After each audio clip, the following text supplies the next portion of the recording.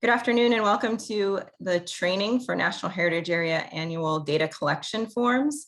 My name is Liz Viemeyer. I'm the acting program coordinator for the program with the Park Service in the Washington, D.C. office. With your consent, I've started recording and we'll ask again that attendees acknowledge consent to being recorded. If there's anyone that does not consent, please let me know. Okay, thank you. All right, let's jump in. I do have a PowerPoint to share.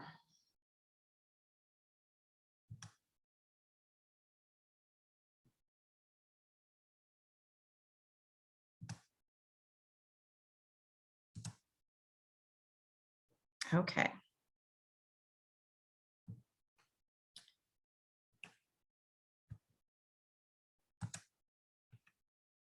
Okay. So thank you for joining. This is the second time we are offering a training on these annual data collection forms. We did it last December via the best practices platform. And this year we decided to have it separate based off of the kind of potential questions that can come up and just interest in having a specific training just on the forms. So the purpose and the outcome of the training first is to explain why the program collects this annual data, introduce you to the newly approved OMB forms, which I'll explain later, provide some guidance on how to fill out the forms, with the outcome hopefully being that the NHAs are deepening your understanding of the use of this data and obviously how to fill out the forms themselves. So some housekeeping, I noted that this is being recorded. When you entered, you were automatically muted and your cameras were off. It's up to you if you choose to have your cameras on or not, but we will keep you muted during the presentation part. There are parts, you can enter questions via the chat function, and there's also some Q&A pauses throughout where then you would be asked to take yourself off mute, ask the question. And along with the recording, I will provide the slide deck after the meeting for those to refer to, or for those of our colleagues who are able to join today. So in general, the training will go over the whys, when, where, and how of the forms. And then I'll do more of a breakdown of each form, so the part 1 and the part 2.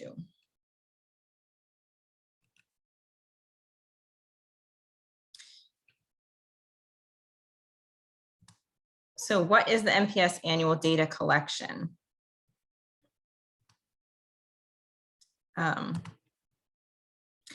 This consists of 2 forms. The part 1 form is what we call our funding report.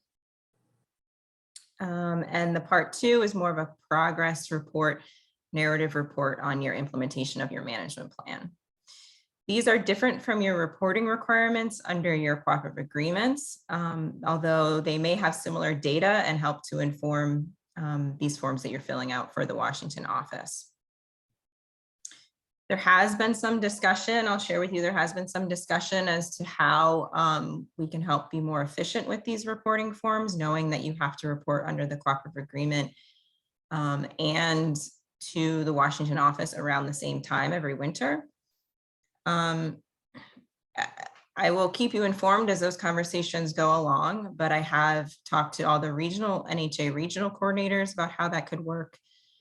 And this is more in reference to your final reporting under your cooperative agreement and how maybe the part 2 form can help inform that or use that as part of reporting under the cooperative agreement. But stay tuned for that. Just wanted to share that some conversations have happened to see how we can help you kind of cut down on the forms you have to do and provide some efficiency in reporting to the Park Service.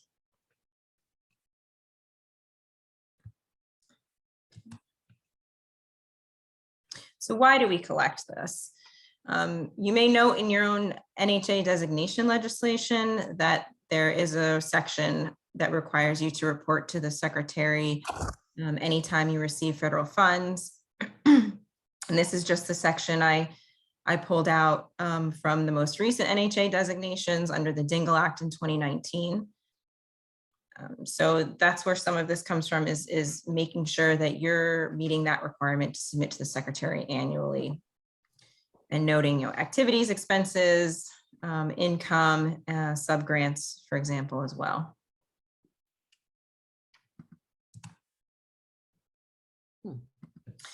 So why do we do this? Again, furthering that. So we have, this started back in 2003-ish, and from 2003 to 2012, the program did a survey of baseline indicators, trying to get information collected annually from the NHAs as to activities they were doing and how management plans were being implemented. In 2012, the Park Service started a working group on how best to collect this information, what should those forms look like, and so try to get information and kind of input from the NHAs themselves on performance-based reporting. Pilot program of these forms was started in 2013 with the idea that after every year's submission, some feedback would be gained from the NHAs as to how we can better format the forms, what specific questions need to be added or deleted. So the refinement of the forms happened over the next 3 years from that feedback with the NHAs. And all of that pilot program was to enable to inform the Park Service, who needed to inform what this office called the Office of Management and Budget on the information collection process. This is a process that is in order to meet the Paperwork Reduction Act. And it's a way for the Office of Management and Budget, which is for the whole federal government, to understand what 8 federal agencies are asking of the public to submit to them, to understand whether this information can be gathered in a different way, what kind of questions are being asked, and what burden is being put on the public to answer these questions. So in order to use a form in the federal government, you have to go through this process with the Office of Management and Budget to get the forms approved. And so that approval process had started in 2016.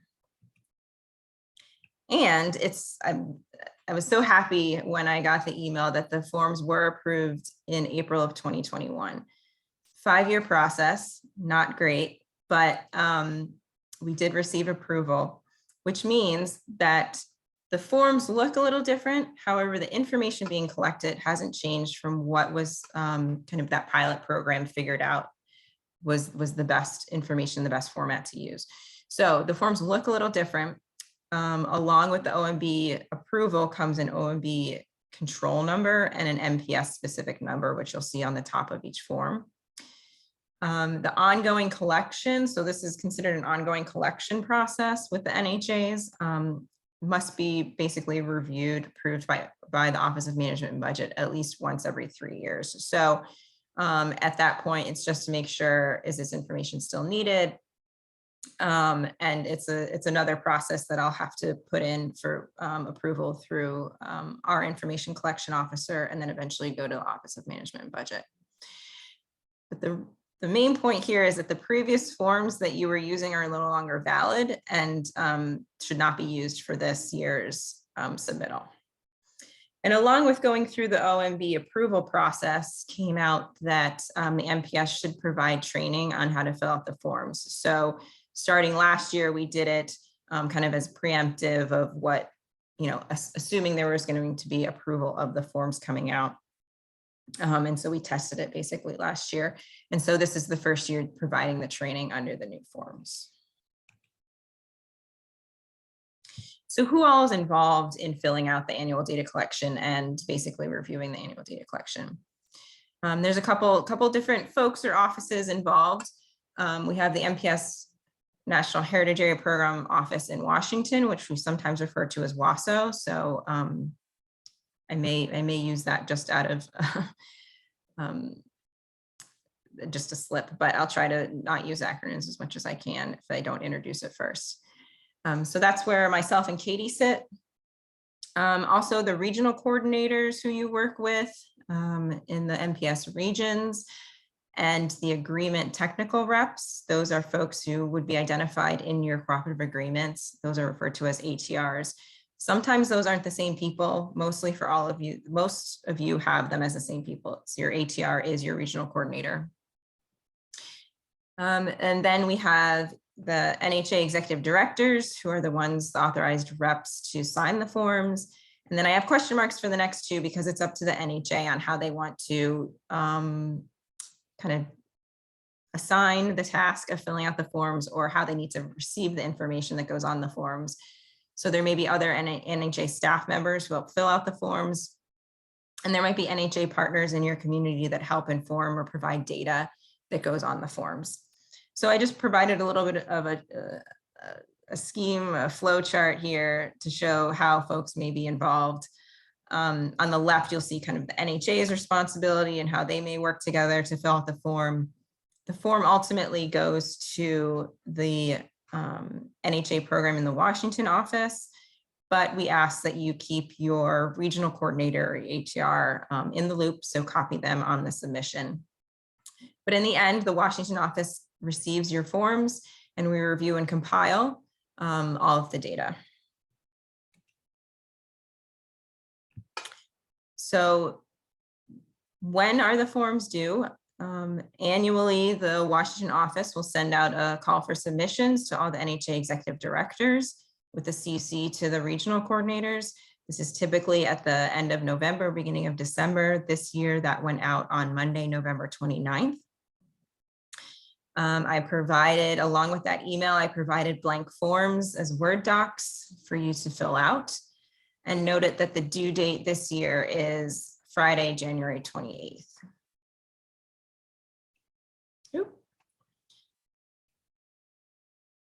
So it's about 2 months. Try to at least give 2 months from the time that the call for submissions is to when they're due.